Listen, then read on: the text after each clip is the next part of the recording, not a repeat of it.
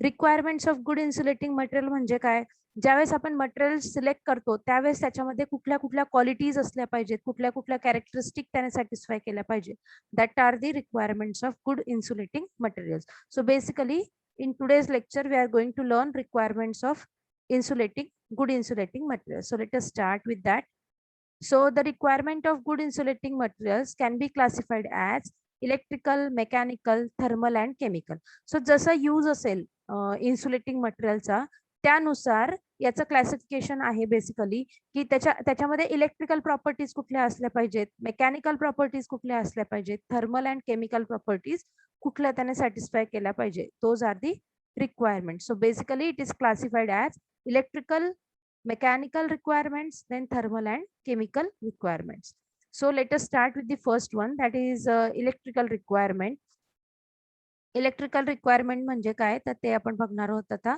So कुठल्या कुठल्या requirements आहेत ते बघूयात. So first one is high resistivity to reduce the leakage current. याची रेजिस्टिव्हिटी इतकी हाय असली पाहिजे की त्याच्यामध्ये लिकेज करंट जो आहे तो कमी झाला पाहिजे, म्हणजे करंट हा लीकच नाही झाला पाहिजे. अशा पद्धतीने इन्सुलेटिंग मटेरियलची resistivity it should be very high. High dielectric strength to enable it to withstand higher voltage without being punctured or broken down. याच्यामध्ये डायलेक्ट्रिक स्ट्रेंथ जी आहे, high dielectric strength to enable it to withstand higher voltage. याची dielectric strength इतकी high असली पाहिजे की त्याने खूप हाय व्होल्टेज जरी गेला त्याच्या थ्रू तरी ते ब्रेकडाऊन झालं नाही पाहिजे, पंक्चर झालं नाही पाहिजे. मी तुम्हाला आधीच्या लेक्चरमध्ये पण सांगितलं होतं की जर खूप हाय व्होल्टेज किंवा खूप हाय करंट गेला तर त्या केसमध्ये इन्सुलेटिंग मटेरियल जे आहे ना ते ब्रेकडाऊन होतं. म्हणजे काय होतं तर वितळू शकतं ते, तर ते वितळायला नाही पाहिजे. ते जर वितळलं तर काय होईल, ते जे इन्सुलेटिंग कोटिंग आहे ते ब्रेक होऊन जाईल आणि मग तेवढा जो पार्ट आहे तो कंडक्टर सारखा वर्क करायला लागेल. ठीक आहे. So that material should have very high dielectric strength to avoid breaking down, right. Next is small dielectric loss. Dielectric losses काय असतात ते आपण बघणार आहोत पुढे. तर याच्यामध्ये लॉसेस जे आहेत डायलेक्ट्रिक लॉसेस ते कमीत कमी असले पाहिजेत, सो दॅट जास्तीत जास्त जी एनर्जी आहे ती स्टोअर झाली पाहिजे. लॉस म्हणजे काय, हिटच्या फॉर्म मध्ये एनर्जी रिलीज होते, काही याच्यामध्ये लाईटच्या फॉर्म मध्ये एनर्जी रिलीज होते. तर अशी जी एनर्जी रिलीज होते ना जी रिक्वायर्ड नसते त्याला डायलेक्ट्रिक लॉस असं म्हटलं जातं किंवा लॉस असं म्हटलं जातं. ठीक आहे. तर तो डायलेक्ट्रिक लॉस इन्सुलेटिंग मटेरियल मध्ये कसा असला पाहिजे, कमी असला पाहिजे. It should have a very low density. Then uniform viscosity for liquid insulators ensures uniform thermal and electrical properties. म्हणजे जसं लिक्विड आहे ते कुठे त्याची जी डेन्सिटी आहे ती जास्त असेल, काही ठिकाणी जर ते लिक्विड जे आहे त्याची डेन्सिटी कमी असेल तर त्या केसमध्ये नॉन युनिफॉर्म विस्कॉसिटी होईल त्याची. विस्कॉसिटी म्हणजे काय, आता जसं तुम्ही घरामध्ये वरण भात बनवत असाल तर वरण जे असतं ना तुम्ही त्याला गरम करून म्हणजे ते तयार झालं सपोज वरण, आणि त्याच्यानंतर जर तुम्ही थोड्या वेळाने त्याला पाहिलं तर त्यातली जी काय म्हणतो आपण जाड जी डाळ असते ना ती खाली बसते, वरण खाली बसतं आणि पातळ जे पाणी असतं ना ते वर लेअर येतं. तर ती युनिफॉर्म झालं का, नाही, विस्कॉसिटी त्याची युनिफॉर्म नाही. पण जर ती कंटिन्युअस सारखं त्याचं स्ट्रक्चर असेल from base to the top तर त्याला आपण युनिफॉर्म विस्कॉसिटी म्हणणार. ठीक आहे. तर लिक्विड इन्सुलेटर्स जे असतील त्यांची युनिफॉर्म विस्कॉसिटी असली पाहिजे, so as to ensure uniform thermal and electrical properties. So that त्याने थर्मल आणि इलेक्ट्रिकल प्रॉपर्टीज कशा असल्या पाहिजे, युनिफॉर्म असल्या पाहिजे. युनिफॉर्म म्हणजे काय तर सारख्या असल्या पाहिजे ऑल ओव्हर दी इन्सुलेटर. ठीक आहे. Next is liquid and gaseous insulators are used also as coolants. जे लिक्विड आणि गॅशियस इन्सुलेटर्स आहेत ना ते कूलिंग मटेरियल म्हणून सुद्धा यूज होतात. फॉर एक्झाम्पल तुमच्या फ्रीजर मध्ये जो गॅस यूज होतो that is your gaseous coolant. ठीक आहे. सो नायट्रोजन ऑक्साइड असतो आय थिंक तो, I am not sure about it, we have to confirm it first. ठीक आहे. सो जो गॅस यूज होतो ना तो पण इन्सुलेटिंग गॅस असला पाहिजे. So liquid and gaseous insulators are used as a coolants. त्याला कूलिंग पर्पज साठी हे यूज केले जातात.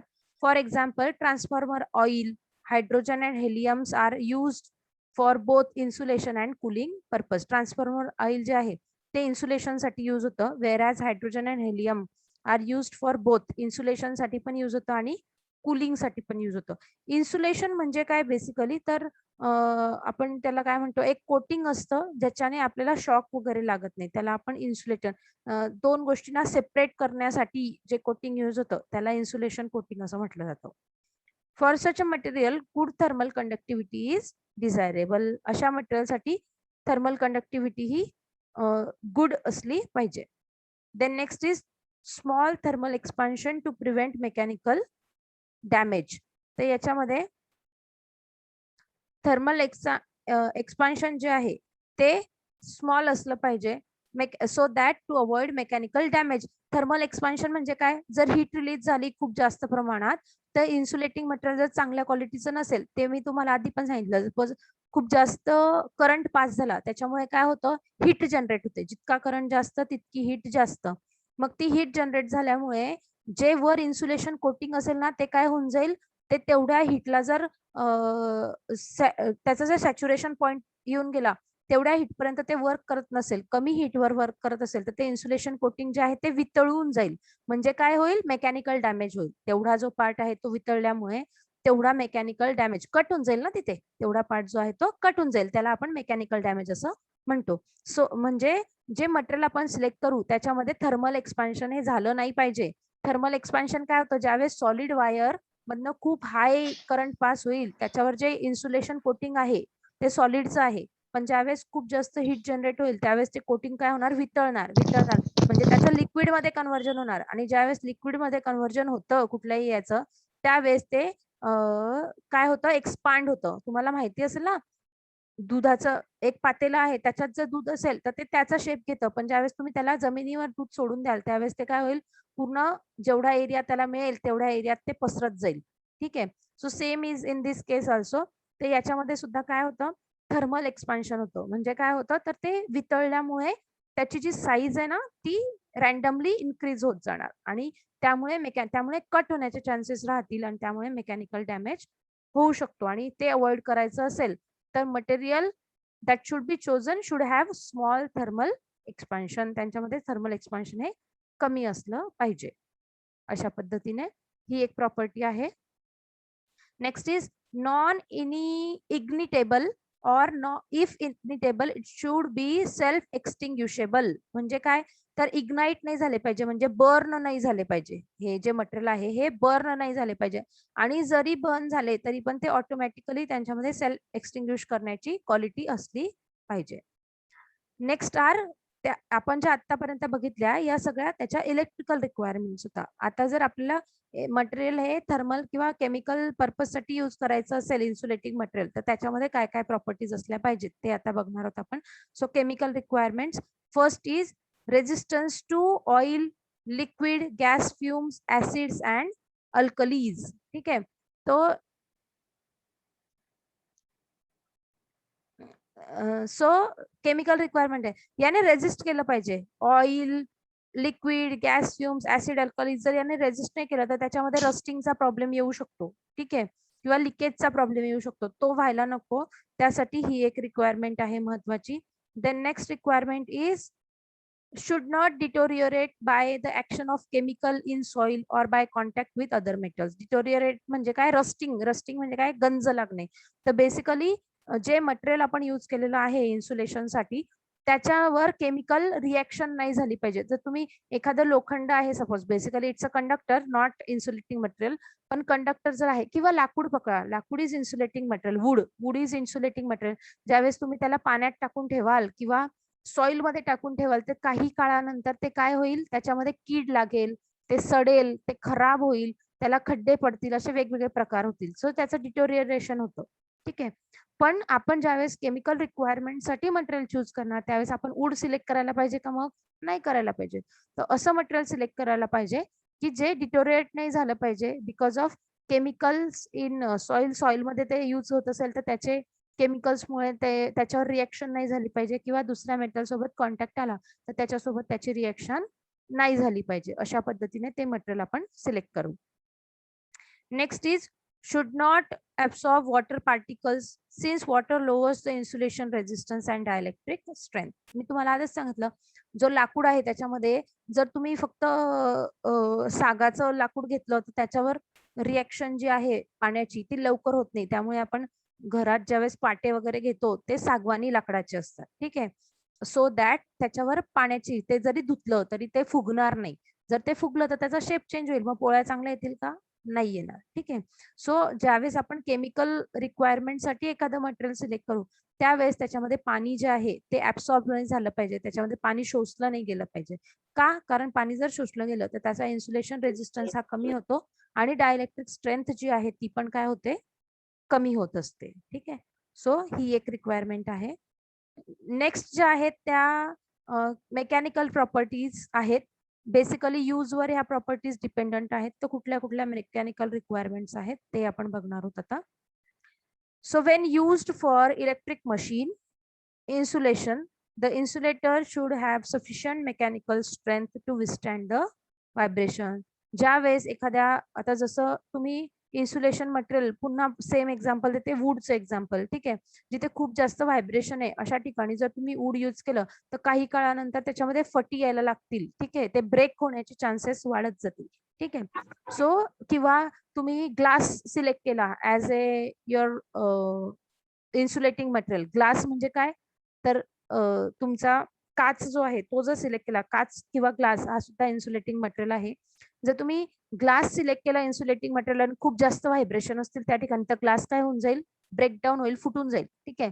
सो ज्यावेळेस आपण अशा एखाद्या ऍप्लिकेशनसाठी यूज करणार आहोत जिथे व्हायब्रेशन खूप जास्त आहेत त्यावेळेस आपण हे बघितलं पाहिजे की ते त्या व्हायब्रेशनला सहन करण्याची त्याच्यामध्ये शक्ती, ताकद, स्ट्रेंथ असली पाहिजे. So it should withstand that vibration. It should have a capacity or strength to withstand that vibration.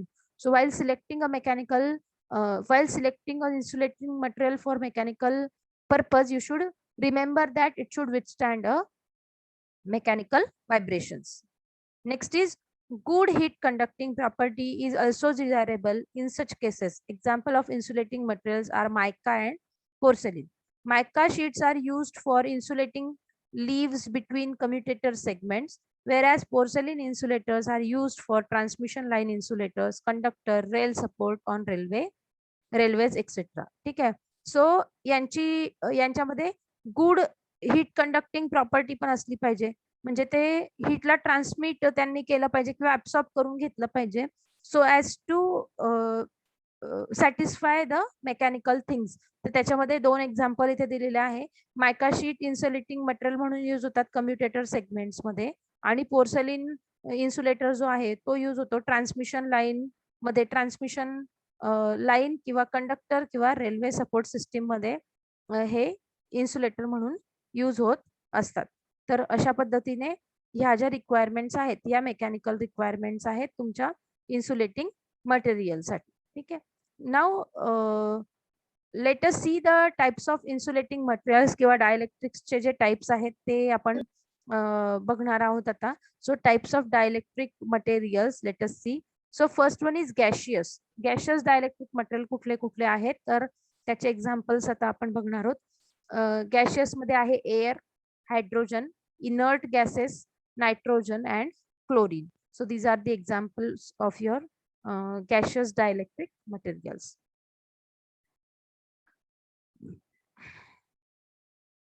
Next is liquid. Liquid मध्ये ट्रान्झिस्टर ऑइल किंवा सिंथेटिक ऑइल जे आहेत ते सिंथेटिक लिक्विड जे आहेत ते टाइप्स आहेत. त्याचे टाइप्स बघा. ट्रान्झिस्टर ऑइल म्हणून कुठले कुठले डायइलेक्ट्रिक मटेरियल यूज होतात तर पॅराफिन बेस यूज होतो, मिथेन सिरीज यूज होते, नॅप्थेन बेस जे आहेत ते पण यूज होतात as a transistor oil dielectric material. Next is synthetic liquid. Synthetic liquid म्हणून यूज होणारे डायइलेक्ट्रिक आहे सोलवॉल, देन सेव्हलॉल that is silicone fluid, then nitrobenzene and fluorocarbon. तर हे जे आहेत हे सिंथेटिक लिक्विड म्हणून यूज होणारे डायइलेक्ट्रिक मटेरियल्स आहेत. Next is fibrous. कुठले कुठले आहेत फायब्रस तर रेझिन्स आहेत, वर्निशेस आहेत, बिट्युमेन्स आहेत, पेपर्स अँड कार्डबोर्ड्स आहेत आणि पॉलीइथिलीन आहे. तर हे जे आहेत त्यानंतर आहे terephthalate, vinyl chloride, then rayon, then nylon, then terylene, Tayron, jute, silk. हे सगळे फायब्रस डायइलेक्ट्रिक मटेरियल आहेत. कुठले कुठले आहेत बघा. रेझिन्स आहेत, वर्निशेस घरात कलर मारतात बघा याच्यावर लाकडावर वार्निश मारलं जातं ना लाकडावर. ठीक आहे. So that is also one of the type of dielectric material. Then paper and cardboard जे आहेत हे पण फायब्रस डायलेक्ट्रिक मटेरियल आहेत. हे बघा पेपर आणि कार्डबोर्ड आहेत किंवा हे पीव्हीसी आहे, पॉलिव्हिनाइल क्लोराइड जे आहेत हे कॅपॅसिटर मध्ये parallel plate capacitor, electrolytic capacitor मध्ये ज्या प्लेट्स असतात ना त्यांच्यामध्ये डायलेक्ट्रिक म्हणून यूज केले जातात. हे डीप केलेले असतात केमिकल सोल्युशन मध्ये आणि ते यूज केले जातात. पीव्हीसी पण यूज होतं कॅपॅसिटर मध्ये. नंतर nylon, terylene, Tayron, jute silk हे सगळे काय आहेत तर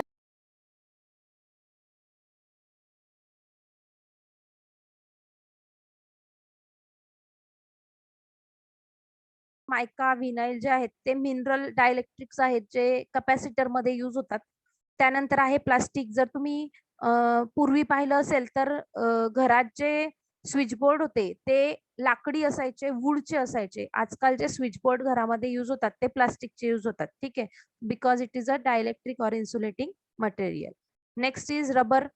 रबरचे दोन टाइप्स आहेत, नॅचरल रबर, सिंथेटिक रबर. तुम्हाला लहानपणापासून शाळेत असल्यापासून तुम्ही हे शिकत आलेला आहात की रबर जे आहे ज्यावेळेस स्विच ऑन किंवा ऑफ करायचं असेल त्यावेळेस तुम्ही स्लीपर घालून, रबरची स्लीपर घालून ते ऑन ऑफ केलं पाहिजे. किंवा घरात जो इलेक्ट्रिशियन येतो ना बघा त्याने कधी शूज किंवा सँडल घातलेले नसतात, त्याच्या पायात ज्या चप्पल असतात ना त्या रबरी चप्पल असतात. ठीक आहे, का तर ते शॉक ऍब्झॉर्ब करू शकतात, त्याच्यामुळे शॉक लागत नाही, त्याच्यामुळे रबर यूज केलं जातं. ठीक आहे. Next is glass. ग्लासचे हे टाइप्स आहेत, glass fibre, optical fibre, silica glass, Pyrex glass, alkali glass. Glass जे आहे ना ते ऍज अ डायलेक्ट्रिक म्हणून तुमच्या कॅपॅसिटर मध्ये पण यूज होतं. आणखीन बरेचसे ऍप्लिकेशन्स आहेत की ज्याच्यामध्ये ग्लास जे आहे ते डायलेक्ट्रिक म्हणून यूज होत असतं. ठीक आहे. नंतर आहे सिरॅमिक. सिरॅमिकचे हे टाईप आहेत, बेरियम टिटॅनेट, ल्युकलॉय, कोरोटेसाइट, देन कॉर्डियराइट. तर हे टाइप्स आहेत. तर सिरॅमिक कुठे यूज होतं माहितीये का तुम्हाला? तुम्ही जर रेजिस्टरचं मॅन्युफॅक्चरिंग बघितलं, कन्स्ट्रक्शन बघितलं तर त्याच्यामध्ये सुद्धा सिरॅमिक जे आहे ते यूज होतं. अलॉंग विथ दॅट कॅपॅसिटर जे आहेत ते पण सिरॅमिकचे बनलेले असतात. देन अदर्स मध्ये आहेत waxes and enamels. Then based on operating temperature काही टाइप्स आहेत याचे डायलेक्ट्रिकचे. ते कुठले कुठले आहेत बघा. Class D, basically it works on 90 degrees Celsius. Then class A, so up to 105 degrees Celsius. Then class B, so 105 to 33 degrees Celsius साठी आहे class B. क्लास H जो आहे तो 133 to 180 डिग्री सेल्सिअस आणि त्याच्या वर जर काम करायचं असेल 180 डिग्री सेल्सिअसच्या वर तर त्याच्यासाठी आहेत क्लास C. तर हे आहेत तुमचे types of dielectric materials. Then काही महत्वाच्या डेफिनेशन्स आहेत त्या आपण बघणार आहोत. So let us start one by one. So dielectric loss angle, it is basically represented by phi. This is called as phi, PHI. ठीक आहे. सो डायलेक्ट्रिक लॉस अँगल म्हणजे काय? So the phase difference between electric field vector and electric displacement in dielectric material is called as dielectric loss angle. काय? Electric field vector जो आहे तो आणि electric displacement जे आहे त्याच्यातला जो अँगल असेल त्याला फेज डिफरन्स असेल त्याला डायलेक्ट्रिक लॉस अँगल असं म्हटलं जातं. हा एनर्जी लॉस मुळे हा जो अँगल आहे, फेज डिफरन्स आहे, तो जनरेट होत असतो. It is represented by letter phi. नंतर जी डेफिनेशन आहे ती आहे डेसिपेशन फॅक्टर और power factor. It is represented by tan delta. This is the measure of dielectric loss in electrical insulating liquid when used in alternating electric field and of energy dissipated as heat. ठीक आहे. So हे जे आहे हे कशामध्ये येतं? Power factor किंवा dissipation factor. It is because of the dielectric loss and it happens in liquids only. ठीक आहे. सो अल्टरनेटिंग फील्ड आणि एनर्जी डेसिपेटेड यातला जो डिफरन्स असतो that is your dissipation factor. Low dissipation factor और power factor indicates low dielectric loss. जितका हा कमी असेल तितका डायलेक्ट्रिक लॉस हा कमी असतो. The loss characteristic is commonly measured in terms of dissipation factor that is tangent of loss angle or of power factor that is sine of loss angle and may be expressed as decimal value or as a percentage. ती decimal म्हणजे degree मध्ये किंवा percentage मध्ये calculate केली जाते. Then next is Q factor, that is quality factor. It is reciprocal of power factor, म्हणजे 1/tan delta is your Q. नंतर आहे डायलेक्ट्रिक कॉन्स्टंट और relative permittivity. It is represented bye K किंवा epsilon R ने ही indicate केली जाते. So dielectric constant is a ratio of capacitance of capacitor with test material as a dielectric to the capacitance of capacitor with vacuum as a dielectric. हा दोन गोष्टींचा ratio आहे. पहिला ratio ज्यावेळेस ज्याचं डायलेक्ट्रिक कॉन्स्टंट आपल्याला कॅल्क्युलेट करायचं आहे ते डायलेक्ट्रिक असलेला कॅपॅसिटर, आणि दुसरं ज्याच्यामध्ये एअर किंवा vacuum as a dielectric use केलेला आहे ते या दोघांचा रेशो म्हणजे डायलेक्ट्रिक कॉन्स्टंट असतो. तो के किंवा एप्सिलॉन आर ने रिप्रेझेंट केला जातो. So it is basically ratio of epsilon upon epsilon 0 यांचा तो रेशो आहे. So epsilon r relative permittivity तुम्हाला आधीच सांगितलं, it is also represented by epsilon r. It is ratio of epsilon upon epsilon 0 where epsilon is permittivity of medium and epsilon 0 is permittivity of free space. उरलेल्या ज्या definitions आहेत त्या आपण पुढचं जे लेक्चर आहे त्याच्यामध्ये कंटिन्यू करूयात. म्हणजे उद्या सकाळी पुन्हा 10:15च्या आसपास मी तसं टायमिंग टाकेल तुम्हाला, त्यावेळेस आपण लेक्चर कंडक्ट करू. ठीक आहे. सो तोपर्यंत bye bye, see you. Notes ज्या आहेत गुगल क्लासरूम वर हॅलो मॅम. पहिल्या 2 युनिटचे जे टॉपिक हे आहेत अपलोड केलेली आहे. हा बोल. Hello ma'am. बोल मॅम असाइनमेंट नंबर 2. हॅलो. हा टाकायची राहिली आहे.